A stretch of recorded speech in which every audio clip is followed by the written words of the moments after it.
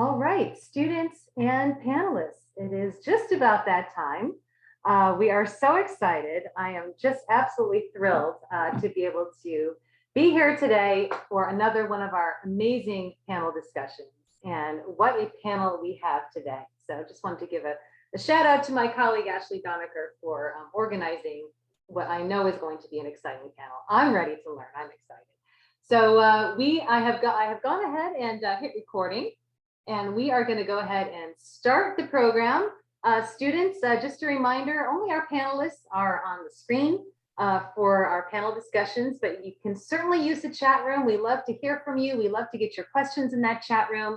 So please feel free to say hello, introduce yourself, name of your school if you'd like, and any questions that you have for our panelists, feel free to drop those in the chat room as well. My name is Christy Bedra. I am Director of Education for Junior Achievement of New Jersey, and I have the extreme privilege of being here every week and leading these our sessions of the Women's Future Leadership Academy. But first, I wanted to begin by thanking our sponsors. These companies and organizations are sponsors of the Women's Future Leadership Academy, and it is because of them that we are able to do this at no cost to students across New Jersey. So huge thanks to our partners, ADP, the Deloitte Foundation, MetLife, Santa Fe, Church & Dwight, Carney Bank, New Jersey Resources, Merck, CNBC, Wells Fargo, CDW, EY, Fidelity, L'Oreal, Prudential, PSE&G, and Valley Bank. Students, if you are just joining us, or if you are a veteran and just would like a reminder, we would love for you to continue to build your leadership skills with Junior Achievement. There are a number of ways to get more involved with the Academy if you'd like to. First of all, with something new with this year, you can earn JANJ's Digital Badge for Career Readiness. Digital badges are really cool. They're a great thing to add to your resume or your LinkedIn profile or your college application. It tells folks that you've really grown as a leader through the Women's Future Leadership Academy and through Junior Achievement. It's very simple. All you have to do is attend 5 or more of our Women's Future Leadership Academy sessions. If you're joining us today, you've already got one. Complete a simple survey and submit a final project. Your final project is a creative piece that is done by you that reflects your personality and how you've grown as a leader. You can also become a student ambassador or a member of our new council program. Our council program is a semester-long, in-depth internship type program that you can participate in, or you can become a student ambassador where you really use your leadership skills to be a representative of Junior Achievement in your community and your school. And again, details on those programs can be found on our website, janjacademy.org, or you can drop me an email anytime, and I will be happy to give you additional information. Again, our panelists, we have such a fabulous lineup today. I am so excited. I know I'm going to learn a lot from these women because I always do. They're fantastic. We have Christina Santos, Senior Vice President, Head of Diversity, Equity, Inclusion for Capital Group. We have Eliza Gonzalez, former Senior Director of Procurement Citizenship Center of Excellence for Johnson & Johnson. And Dr. Tanya Breland, Educational Equity Specialist, former Deputy Assistant Commissioner for the New Jersey Department of Education. So again, 3 amazing, dynamic women with fantastic stories to tell who are going to inspire all of you. And speaking of inspiration and dynamic, I'd like to introduce our student intern and former JA high school hero, Sanjana, who is now working with us as a college intern from her dorm room right there at Drexel University. So welcome, Sanjana. She's going to moderate our program today. We are very excited to have you joining us again, Sanjana. So on that note, I will turn it over to you. Welcome, Sanjana. Thank you so much, Christy, and welcome to all of our panelists and students. I'm so excited to be moderating today's session and can't wait to hear all of your insights and advice. So let's start off with some introductions. Panelists, could you please share a little bit about yourselves, including your name, title, company, and a brief job description? Christina, can we start with you? Sure. Thank you, Sanjana. And thank you for having us. I'm excited for today's conversation. So as Christy mentioned, I am the Senior Vice President of Diversity, Equity, and Inclusion for Capital Group. Capital Group is a private asset management firm headquartered in LA, but I am based out of our New York office, and I'm talking to you from my home office in New Jersey in Fairhaven near Red Bank. My brief job description. So I always like to tell my kids that what I do at work is really making sure that everyone feels included. And that they feel like they're coming to work every day to contribute their absolute fullest, to bring all of the gifts that they have to offer, and that they're able to do so in a way that is authentic and real, and that they feel respected and valued, and they're able to reach their full potential. I cannot believe that I get to do this for a living. It's an extraordinary job, and I love every second of it. When I'm not at Capital Group, I'm actually also teaching in diversity, equity, and inclusion for Cornell. So I help work with other diversity and inclusion practitioners to make sure that we're always striving for more and more progress. And everything that falls under that diversity umbrella and inclusion umbrella is really part of my remit at work and at Cornell. And then when I'm doing neither, I'm also mom to 2 boys and 2 girls, a high school junior, and then middle schoolers in 8th and 7th grade, and then a 4th grader. So that's a little bit about me. And my husband is a teacher. So everything that Junior Achievement does is very near and dear to my heart, and I'm delighted to be here with all of you. Thank you, Sanjana. Thank you so much, Christina. Next, we'll hear from Eliza. Great, thanks, Sanjana. I wish I could look that good, Christina, with all of that on my plate that you just described. Hi, everyone. It's wonderful to be here. My name is Eliza, and if you paid attention to Christy, she said I'm former Senior Director of Procurement Citizenship at Johnson & Johnson, and that is because in August of 2021, after 35 years, I decided to close my chapter with Johnson & Johnson, and really enjoying this current chapter. But I'll talk a little bit about the role that I had at Johnson & Johnson for about 2 years prior to retirement, which is very similar in a way to Christina's role. Procurement citizenship means that the role that I had responsibility to ensure that the $30 billion that Johnson & Johnson spends on goods and services to run its operations across the world, that a portion of that is invested in the success of suppliers that are owned by those that are historically disadvantaged. So meaning companies that are women-owned, minority-owned, veteran-owned, diverse abilities owned, and trying to think if there's any other small business as well. So that was, I was very fortunate that I had that as a last role, because it's something that I'm definitely passionate about. Another part of the role is having responsibility for supplier sustainability, which means that we also hold our suppliers accountable to ensure that they are taking care of the environment when delivering goods and services to Johnson & Johnson, as well as just the overall well-being of people around the world. So just as we have a supplier diversity program, we expected our suppliers also to have a supplier diversity program so that it continues to just multiply, as we go. So that was my last role. And currently, in addition to this, which I enjoy, this is just part of my heart, I don't think of it as work. I also recently took on the role of diversity and inclusion advisor to a startup company that is looking to provide corporations with a platform to give women in the companies the opportunity to really shine at the different points of their career. So it's a mentoring program, it's a coaching, it's networking for women. Again, trying to keep my passion around, helping others, mentoring, as well as, championing diversity and inclusion in my next chapter post J&J. So wonderful to be here, and I can't wait to hear from the other panelists as well and hear your questions that you have for us. Thank you so much, Eliza. Next, we'll hear from Tanya. Hi, hello everybody, students and panelists. Just a pleasure to be here with you ladies and to hear the work that you're doing, because the work that you're doing is somewhat similar to the work that I'm doing.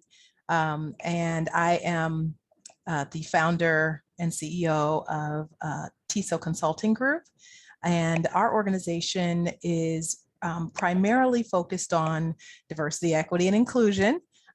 Primarily in educational spaces, although we also work with nonprofits and other organizations.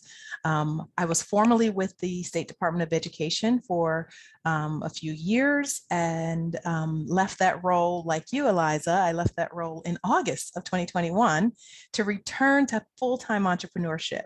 So I started my business 10 years ago after having served as a school principal in a school that was in need of improvement. I had the opportunity of taking that school off of the list of schools that were in need of improvement and decided to start a consulting business where I was working with school districts, really helping them with school improvement. That evolved and really strengthened, especially during the time that I was with the Department of Education, where I became the kind of the designated guru in the equity space. And although I didn't see myself as a guru, I guess I was a few steps ahead of others in this work. And use that as an opportunity to go back to get my doctorate and really dig a lot deeper in building my own capacity around this work. And so I absolutely enjoy what I'm doing. I have no regrets. I think that every step that I took in life led me to where I am today. And I'm looking forward to talking with you all. Thank you so much, Tanya. And again, we are so happy to have you all here. And I know the students are definitely looking forward to learning so much from you. So am I. And I can tell just based off the introductions, we're about to have a great panel. So I'm looking forward to it. So one thing we discuss frequently within the Women's Future Leadership Academy is goal setting. We've learned that reaching our goals isn't always easy and that sometimes life can throw us very unexpected challenges. So please tell us about your greatest challenge or your greatest setback and how you overcame it. We'll go in the same order as we did for introductions. So Christina, we'll hear from you first.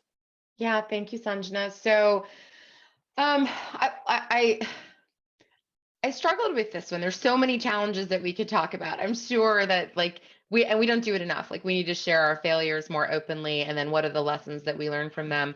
But the one that really rose to the top for me was I figured out probably in 2010 that this was the work that I wanted to do, this being diversity, equity, and inclusion. And I worked for about 6 years picking up what I call as my side hustles inside my company to try to get closer to the work. I was doing something very different. I was leading a sales team. I worked in marketing. I did a lot of other things. But there's not a lot of people that get to work in this space. They're usually teeny tiny teams. Nobody leaves. And so you're constantly like knocking on the door, let me in, what can I do to show that I have what it takes? And my biggest setback is the company that I was with at the time knew that this was my aspiration. I had done a lot of additional sort of extracurricular activities to gain all of these skills, and a role came open and I wasn't even considered, like, at all. And it was crushing. It was heartbreaking. And it wasn't because the will wasn't there and everybody knew that I wanted to do it. It was just, there was a very specific skill set that the organization was looking for, and I just didn't have it. And there wasn't the capacity for someone to teach me while I could do it.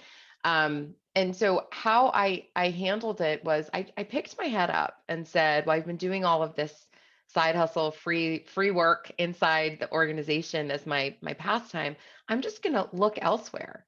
And I didn't let the notion of not being in the space now deter me. And I just told people, I just started having conversations. And I was at a conference and I sat next to someone who I was working with at the time. And she was at a different company. We were working together on a project. And I said, I'm done just trying to do this for free and for fun. I think I'm going to start putting my name out there. And lo and behold, she connected me to someone. She goes, you should talk to our CEO. She might have some ideas. Well, they didn't have a job, but she said, that CEO said, one of my very close friends oversees this at another company. You should talk to her. And because of those conversations and because of that discussion, she ended up having a role posted at that very moment in my space that she was able to, bring me in as a candidate. And I ended up getting that job. I had to leave the company that I was with, but I got to cross that imaginary bridge of doing sales and marketing to doing diversity, equity, and inclusion. And it was only because I was crushed for not having been considered for this other position. So sometimes those biggest heartbreaks and challenges are what forces you to open that window or open that door and say, okay, I need to kind of go for it full throttle somewhere else. So that's mine. Wow, I really love that story. And you brought up a great point of really just taking initiative and, despite facing the setback, like taking advantage of who's around you and making connections. And, it ended up leading you to such a great job. So that's definitely an amazing point that you brought up. Thank you. So next, Eliza, can you tell us about how you overcame a challenge or a setback? Yeah, similar to Christina, it was tough for me to pinpoint one, but I picked one that's a bit similar. It was also a career type of challenge, and it happened about 15 years into my career. So I'll just step back and say that starting from when I first got my first job working at a bakery when I was 14 years old, earning $22.50 a week, I went there every day after school. And I was determined to, help my mom and my dad and, try to pay for everything myself, at that time, at least my clothes and things like that. So I always had this goal and I had this vision for myself that everything was going to happen kind of linear and that, I would plan things out. So when I got to the point of going to college, I went to Rutgers and I graduated with an accounting degree. At that point, I said, okay, I'm going to have a finance career. I'm going to, again, kind of climb the corporate ladder, do a great job and just do all the things I'm supposed to do in order to be successful as a finance professional or a finance executive within Johnson & Johnson. And I always dreamed to work for Johnson & Johnson. Rutgers is, if you know New Jersey, which I know most people here do, Johnson & Johnson's headquarters is right in the backyard of Rutgers. So I would look at that white building and say, I want to work there someday. So up to this point, right, I had been following my path, my plan for myself. And then I realized that I wasn't passionate anymore about finance and accounting.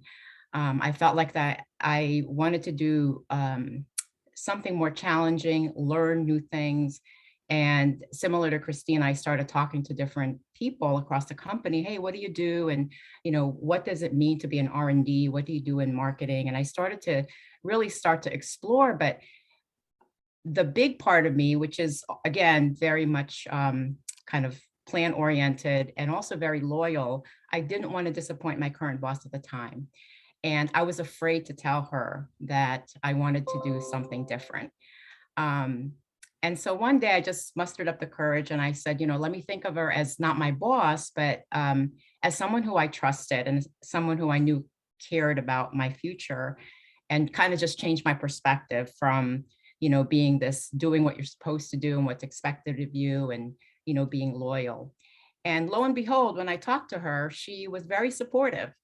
And she actually, it didn't happen right away, but now that she knew that I wanted to do something different, when a new opportunity came up in a different department, R&D, by the way, not finance, but they were looking for somebody in R&D to start this new team or help them start this new team that also had finance expertise. My boss thought of me right away.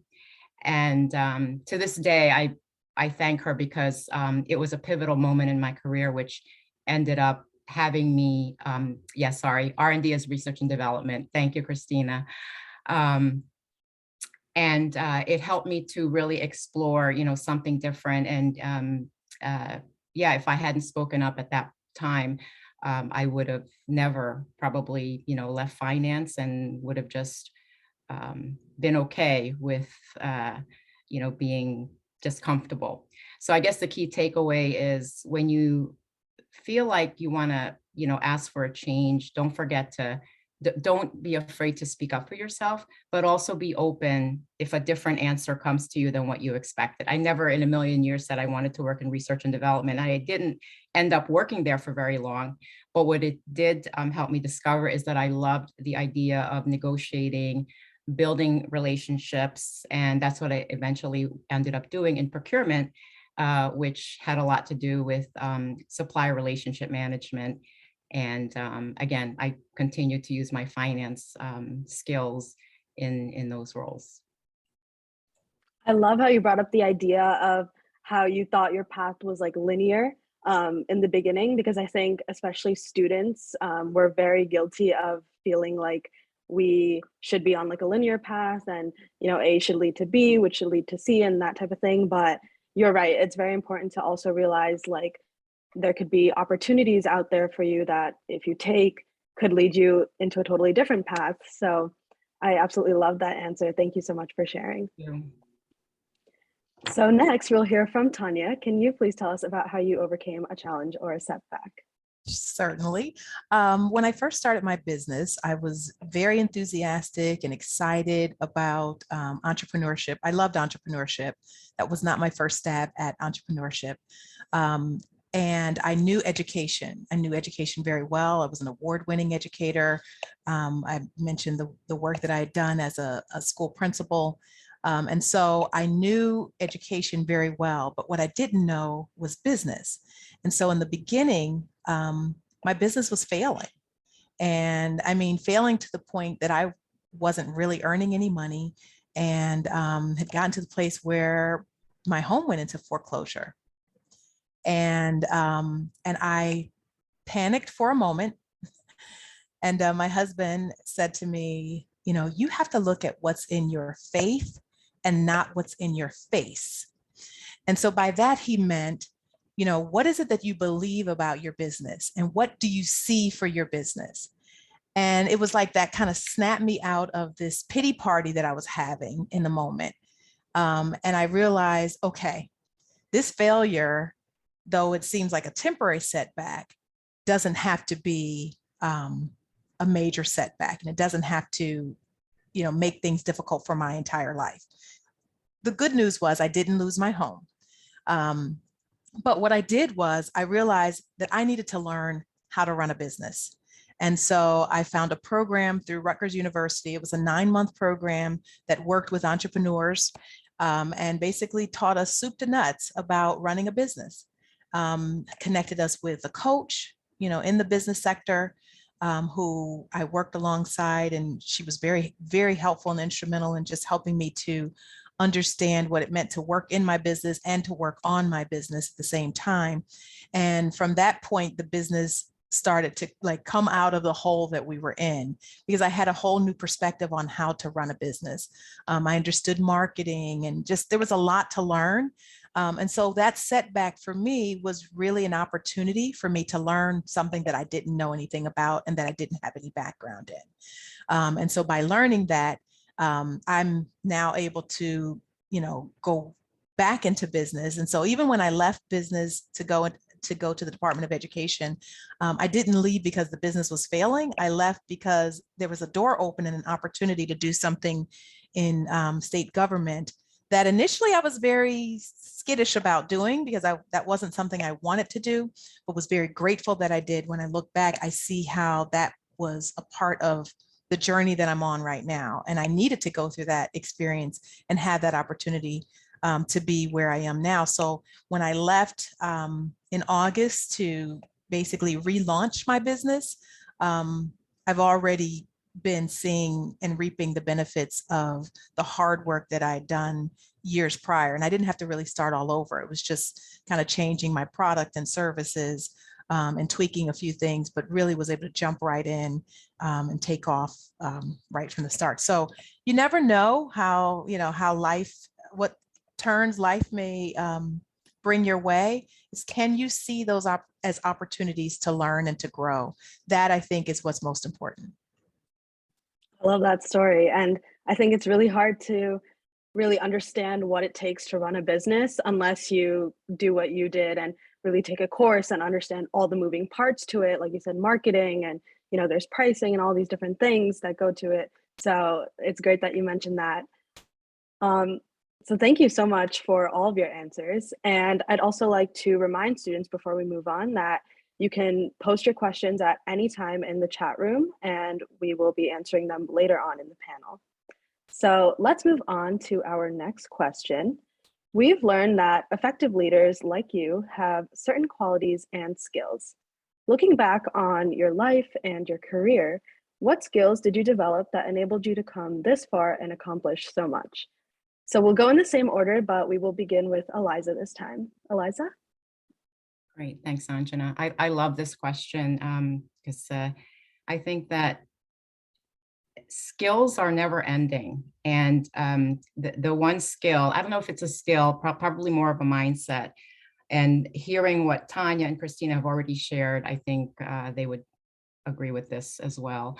Mine is just to be a continuous learner, like just never stop learning. Don't ever get to the point where you feel like you know everything there is to know about any particular topic, or even that there's something that you may not know that would come in relevant to what you're doing today, but could be very relevant later. So be open, like just I always say, like every opportunity, every interaction that you have from the moment you wake up to the moment that you put your head down and go to sleep, every single interaction is an opportunity to learn. You may not be consciously thinking of it at the time that you're learning, but you are, because later, maybe a conversation that you have with somebody that, I don't know, is in your gym, or maybe something that's even totally unrelated to your school or your work, that conversation could spark something else. So for me, it wasn't just one skill, it was just that mindset that I needed to continue to just be curious. And the way that's manifested for me is when I meet people, I always ask them, is there somebody else that you can refer me to that can help me to dig further into that topic? Just always be thinking there's a thread. One of my mentors in the past told me, like, you're always, adding to the thread. And then when that thread ends, there's always another, pivot point to go to another. So you're always continuing. It's like a web of learning. And it also means you have to be like, I'm always thinking, I get very nervous if I don't know about something. But that nervousness, that anxiety, I turn it into, okay, in order for me to calm myself, let me go find out more about this thing. So in my time now that I have more time, I'm not going to Zoom meetings at J&J back to back. I have more time to learn, and I actually listen to a lot of podcasts, and it's a great way to just weave learning into your day, even if you're just out taking a walk, or after studying, in between. It could be a good palate cleanser, I call it, to maybe listen to a podcast on a topic that is of interest to you. It could be a fun topic, or it could be a topic that's related to something that you're working on. But for me, it's that it's the vulnerability when somebody asks you about something and you don't know the answer. Be okay with saying, I don't know the answer, but let me go find out and I'll come back to you. Or I don't know the answer, but do you know somebody who I can maybe talk to try to understand more about it? And my career has been very cross-functional. It's been a lot of reinventing myself and changing. I've worked in, as I already mentioned, in finance and R&D. I've worked in talent management. I worked a lot with human resources, and that's because I've been able to do that because I'm always curious about what it is somebody else does. Now, if you have a path that's more technical, that also works, right? Because even if you're going to be a doctor or an engineer, again, with the pace of technology and the way that the world is going, I don't have to say much about that. There's always something new to learn, and you do that by connecting with others and just really listening and things like this, I've already learned so much. I wrote down, look at what's in your faith and not what's in your face. I love that quote. So I always like, even here, I'm jotting down notes that I'm picking up from my co-panelists here, and I'll hopefully be able to share them, with others later as I'm learning. Yeah, absolutely. I love that answer. And as you said, podcasts are a great way to expand your knowledge. And personally, I also like books a lot, whether they be on like self-help topics or even just, any genre of literature that interests me. I think just doing anything to expand your horizons, gain more knowledge, as I said, I think that just helps. And sprinkling a little bit of that into your everyday routine can just take you a long way. All right, so next we will hear from Tanya. Can you tell us about the skills you developed that helped you to get where you are? Public speaking, which actually speaks to the one of the questions in the chat. I used to be petrified of public speaking, so much so that just introducing myself, I would have knots in my stomach. I would be extremely anxious, and it wasn't really pretty if you were standing near me. You understand what I'm saying? And so that's how nervous I would be. But I want to say about 18, 19 years ago, one of my side hustles was Mary Kay Cosmetics. And I was, at the time I was a teacher, I was a school teacher. And so that was just something I was doing on the side to earn a little extra money. And I rose to the point of being a director. I had a car and everything. And so what was interesting about being a director, I was required to hold weekly meetings and stand in front of a group of women every single week and speak. And I was extremely nervous about doing that. And I have to say, when I look back, and it was just something I did for a few years. But when I look back over my career, I see where that set me up for all the things that followed. So by the time I became a principal, well, I had to address, audiences on a regular basis, whether it was the parents or, school board or the student body. And so I found that it was a lot more comfortable to do. And now with the my career path, with the training and development and the coaching and consulting, I'm in front of audiences all the time. I'm asked to speak and give keynotes. And so I'm really comfortable. It doesn't mean I don't get nervous. I still might get nervous before a speaking engagement, but it doesn't paralyze me. Back in the day, I would be almost paralyzed to get in front of a group of people and say anything.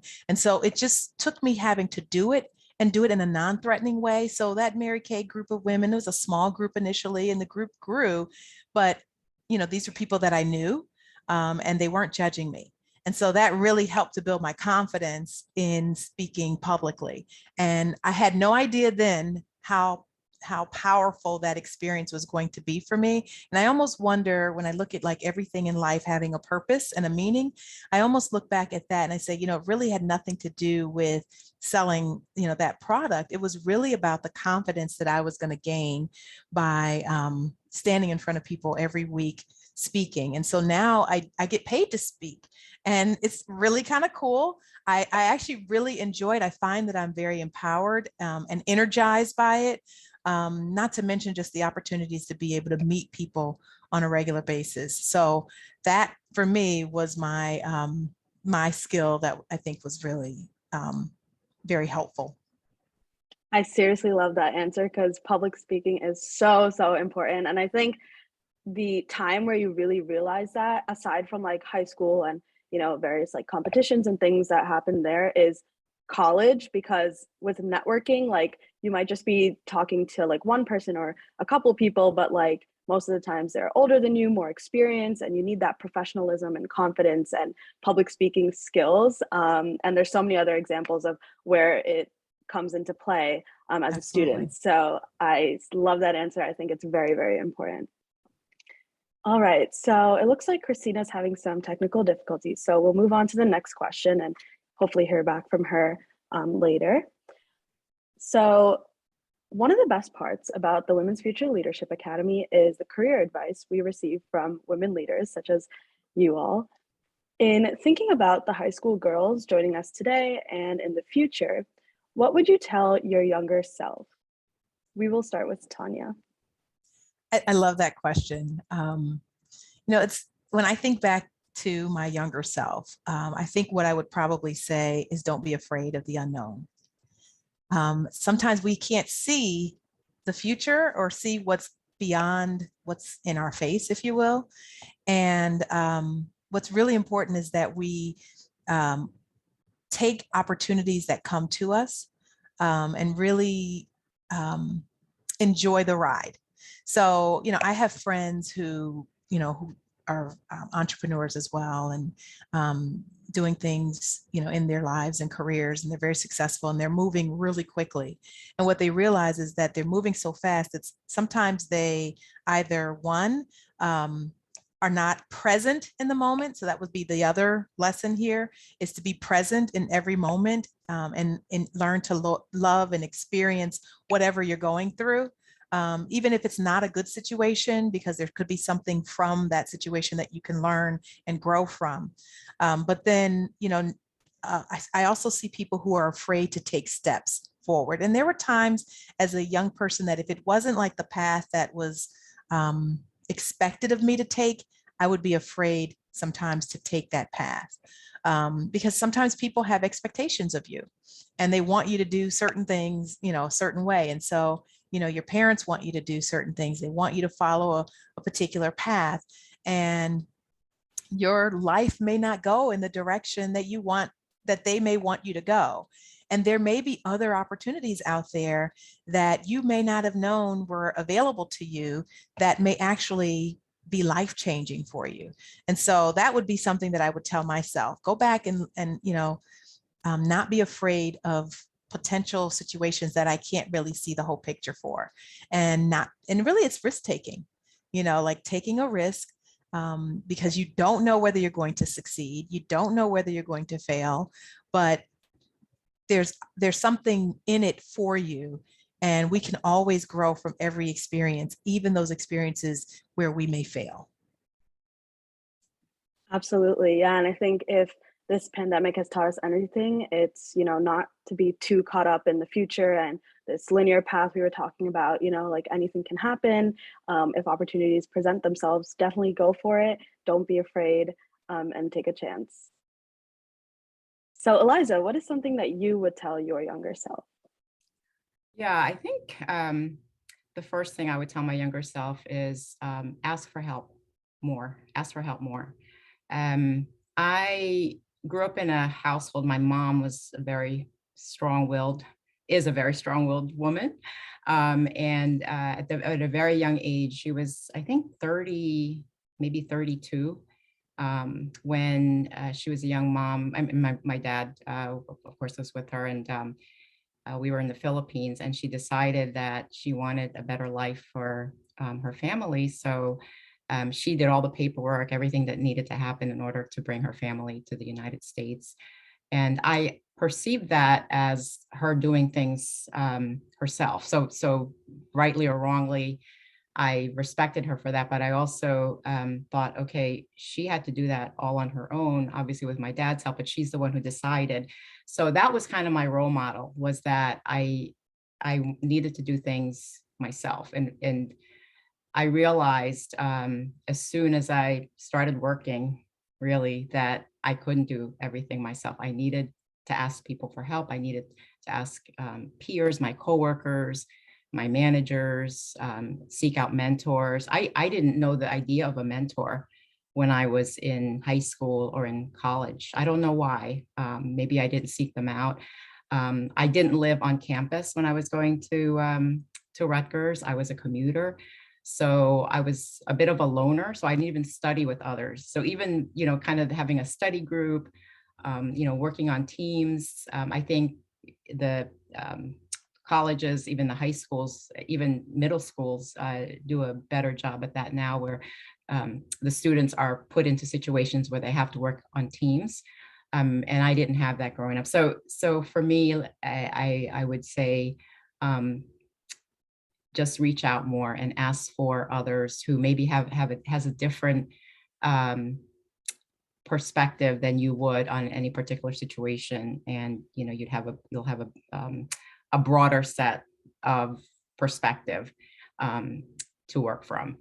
So, so yeah, and it's funny because throughout my career, I've been a mentor, I've mentored others. So eventually mentors found me, mentees found me, and I'm a big fan of not doing things on your own, but I felt like I probably should have learned that, you know, much younger. Eventually, thank goodness, I did find that mentors and coaches, advisors, whether they're your equal or somebody above you in the organization, somebody more experienced, somebody less experienced. The idea of learning from those who are less experienced is actually something too that I've benefited from. It's called reverse mentoring. So I said, you know, I had 35 years in the organization, and I learned so much from those who were just starting out their careers, new hires, just starting out, coming from university. And I learned a lot by being mentored by them, even though they didn't realize it. You know, if I told them that, you know, I learned so much from you, they would probably not believe me. But opportunities came to me because of things that I learned from those who were less tenured, you know, than I was in the organization. So, so yeah, that would be my younger self teachable moment. I love that answer. And to go back to the point that you made about asking more questions, I think if there are any other older siblings on the call, you might be able to relate. I feel like I was very independent because I'm like an older sibling. So I kind of always would, you know, go through things alone and, you know, figure them out for myself. But like you said, it's very important to seek people who can help you and also ask those questions yourself. So very, very great point that you brought up. And I'm glad you did. All right. So Christina, what is something that you would tell your younger self? Yeah, and forgive my disappearance and coming back. My system decided to do a refresh right in the middle of our panel. So that's always the way that it works. So apologies. So what I would tell my younger self, I wish I knew earlier on how willing people are. Kind of goes to what you were saying, Eliza, to help. And you just have to ask. And sometimes it's not even asking for help, but I wish that I had known how much people are open to you offering your help, right? So if you want to learn about a different area, and we heard this, I think, several times, saddling up to someone and saying, hey, what do you do? Tell me more. How can I be of assistance? I think I want to do that. How can I be a part of it? I didn't know that when I first started out in even college, or certainly as a professional in the corporate space. And I wish somebody had told me that. Like my dad raised me to believe that, you know, you can be the reason for the exception. If there's going to be one person chosen, there's no reason that person shouldn't be you. So that sort of drives me. And it goes, somebody had written in the chat, like, where does your confidence come from? I think it's important to surround yourself with people who can help build you up and to remind you how amazing you are. Doesn't mean that you think you're infallible. Doesn't mean that, you know, you think you can do anything. There should be healthy humility in that too. But you can try new things. And I wish somebody had sort of introduced me to that concept much earlier on. And it links a little to, I know the question I didn't get to talk about, but I heard some of what both of my esteemed panelists shared as well. Some of it I wouldn't do differently. I'm glad that I did a lot of public speaking when I was in school. I'm glad that I ran for student council. I'm glad that I was in the plays and I did drama, because it taught me how to roll with the punches. And I think putting yourself in those situations that forces you to be, you know, to be in front of others. And maybe it's not an after school or a school activity, but maybe if you are going to work, like my 16-year-old now is looking at jobs, and I'm excited he wants to go work at Smoothie King. Forcing yourself to engage with people from all different backgrounds, ages, you know, converse with complete strangers, that builds up your confidence and it allows you to be able to do so much more later on in life. So I would do even more of that, I think, and encourage anyone in high school right now to think about ways that you can learn through discomfort and, put yourself in those positions. It'll help so much later on in life. Absolutely. I always preach getting involved, whether that's with school activities or, as you mentioned, jobs, extracurriculars. I think it's just very important overall. Not only can you meet people, but you can just work on your own leadership skills and public speaking and things like that. So I'm sure a lot of our students are involved in some way, shape, or form with something, but I definitely encourage you all to continue that way into the future with college and whatever else you may pursue. All right, so that is the end of the questions we had planned. So thank you all so much for such a wonderful session. I gained so much out of it. I know everyone listening in did as well. So thank you, and thanks for having me as a moderator. It was great. So at this time, I'll turn it back over to Christy, who will share some of the student questions we received in the chat room. All right, well, thank you so much, Sanjana. Again, a beautiful job moderating, and our panelists for your fantastic answers. And as always, it's so important to listen to the student voice. And certainly we have some great student voices here in the chat room. So I'm just a few of them we've already addressed already.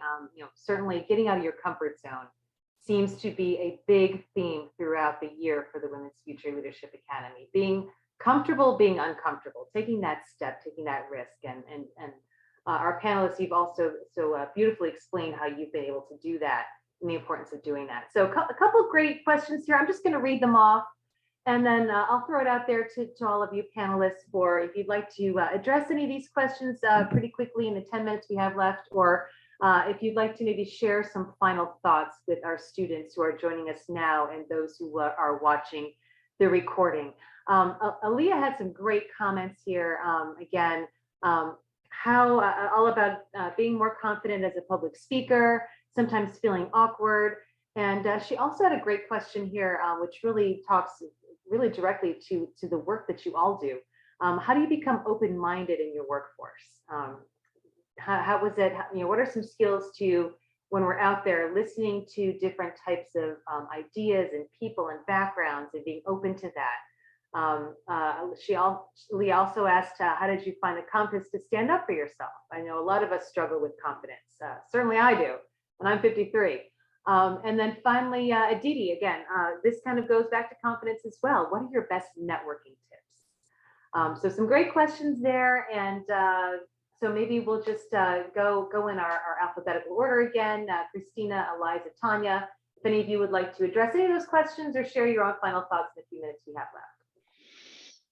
Yeah, so maybe I'll start with the networking question, and then I'll touch on the how do you have an open-minded workforce, or what can you do to really expand your exposure in that regard. On the networking, I think strategic networking is really important. I think intentionality, like thinking about, and it's a good exercise if you kind of write a list of all of the people that you talk to and hang out with on a regular basis and say, okay, like what do we all have in common? And it might be common interests, it might be where you live, it might be how you grew up, how you know each other, and then think about what's missing. Like, what are you interested about? What are you curious about? And then, expand your lens to say, okay, who can I pull in? So Tanya does this, and I don't know her, and nobody in my network does that. So I'm going to reach out to Tanya. I like to think of that in that regard.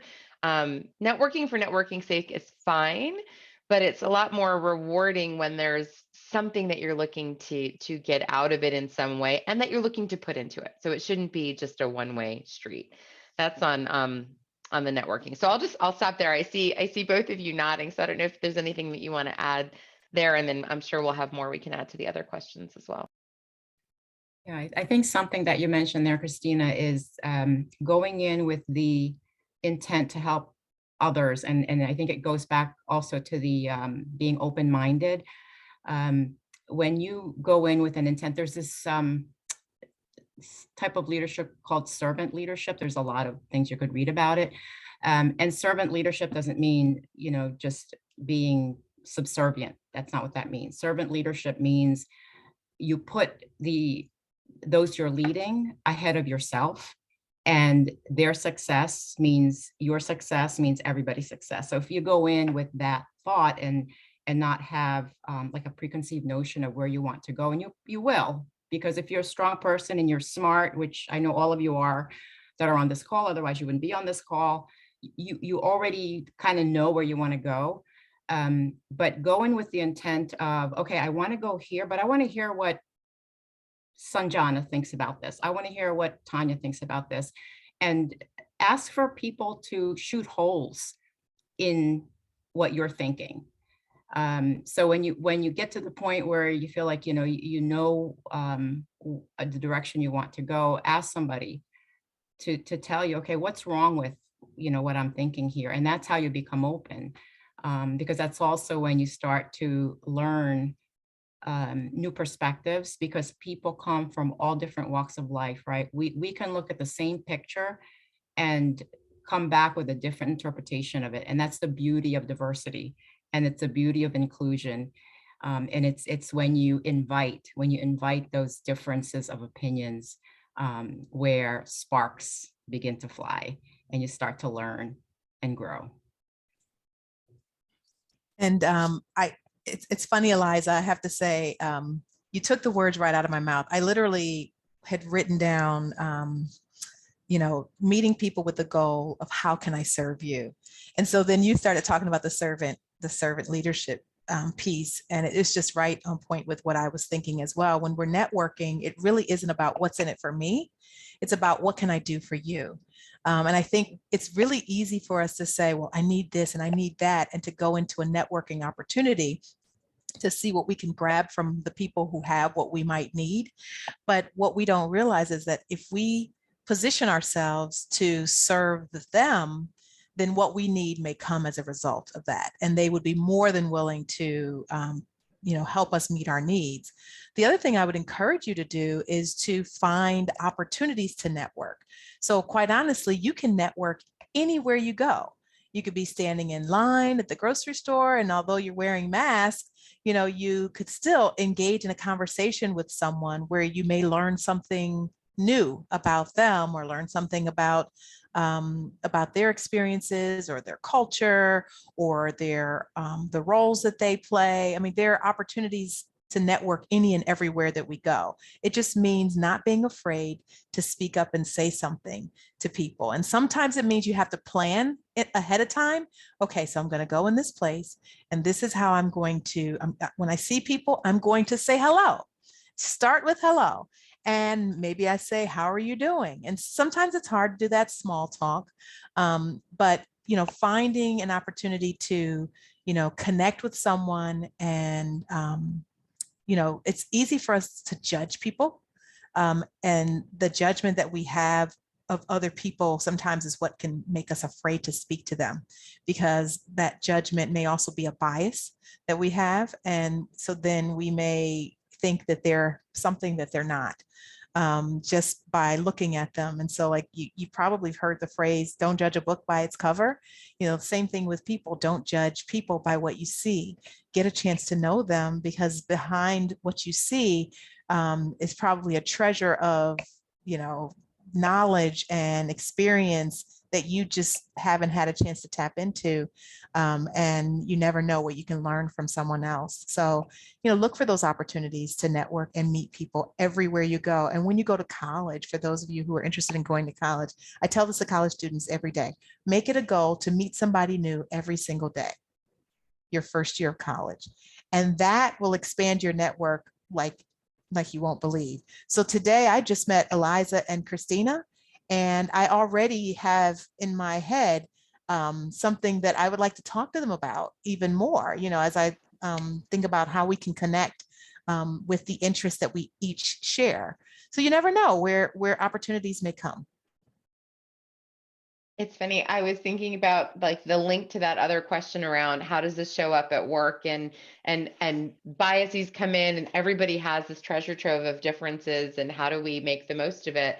I think a surprising thing for many might be that when you go into most organizations, no matter what size they are, no matter what industry you're in, we have what's referred to as employee resource groups or business resource groups, where honestly, you know what it is? It's an extension of the clubs that we're all exposed to in high school, but clubs with a purpose, and clubs that are people that are coming together for a shared interest or curiosity. And that's part of the work that many, like certainly that I get to do. I'm sure, Eliza, you got to interact with the ERGs in your and I love the way it was phrased, procurement citizenship role at J&J, but that's a way where you can create really meaningful exposure for yourself. If I'm not a part of the veterans community, but I can go to the veterans resource group and learn and understand their lived experiences. And a lot of organizations have these groups based on race, ethnicity backgrounds, gender, sexual orientation, you name it. We have ones at my company for gaming and for the love of pets and reading and everything under the sun. And I think when you seek out those opportunities, it allows you to open up your mind, and all of a sudden it's networking, it's development, it's having a really innovative opportunity to connect with people that are different from you. And it's just part of kind of everything that we've been talking about. But that exists certainly in college, but even more so in organizations. Absolutely. Excellent. Well, thank you, panelists. And what a great way to really wrap up this conversation. You know, as here with the Women's Future Leadership Academy, we are building a statewide network of powerful, dynamic women and future leaders.